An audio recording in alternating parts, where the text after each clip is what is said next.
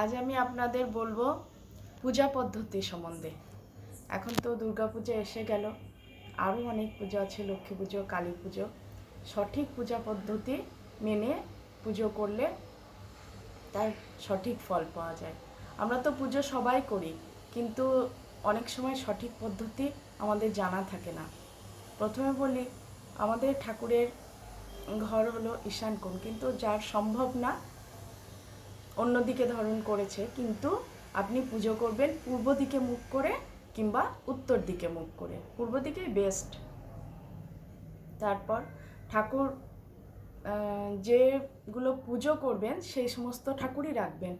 অনেকে আছে নানান জায়গা থেকে নানান মূর্তি ফটো নিয়ে এসে রেখে দেয়, কিন্তু যেগুলো পুজো করবেন সেই দেবতাদেরই রাখবেন খালি।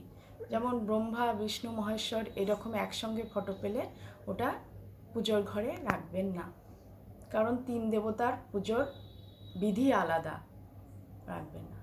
বাড়িতে মহাদেব শিবের তামার পাত্রে রাখবেন, পাথরের থালাতে না, তামার পাত্রে। আর শিবের বুড়ো আঙুলে সমান যেন হয়, তার থেকে বেশি বড় না হয়, মন্দিরের মতো না। বাড়ির শিব ওই নিয়মেই করতে হয়, বুড়ো আঙুলের সমান। আর প্রত্যেকটা মূর্তি যাতে মূর্তি থাকুক, ফটো থাকুক, যাতে সরানো যায়। মন্দিরের মতন ওই রকম স্থাপন করা মূর্তি বাড়িতে রাখা উচিত না। আরও একটা কথা বলি, পুজোর সময় আপনাদের যে বসার স্থান, ওইটা যেন ঠাকুরের দেবতার স্থান যেখানে রাখা আছে তার থেকে যেন উঁচু না হয়, তাহলে আপনার প্রার্থনা কখনোই স্বীকার হবে না। আর একটা ব্যাপার পুজো করার সময় মনে রাখতে হবে, আমরা যখন দেবতার করব তখন মানে এরকম করবেন যাতে নিরিবিলি শান্ত অবস্থায় আপনি পুজো করতে পারেন।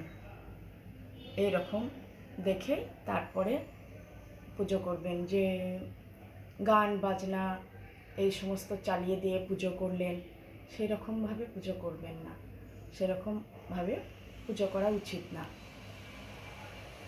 ভগবানকে ডাকার সময়, তার সঙ্গে একাত্ম হওয়ার সময় মানে একটু শান্ত থেকে মানে চুপচাপ নিরিবিলিতে পুজো করা উচিত।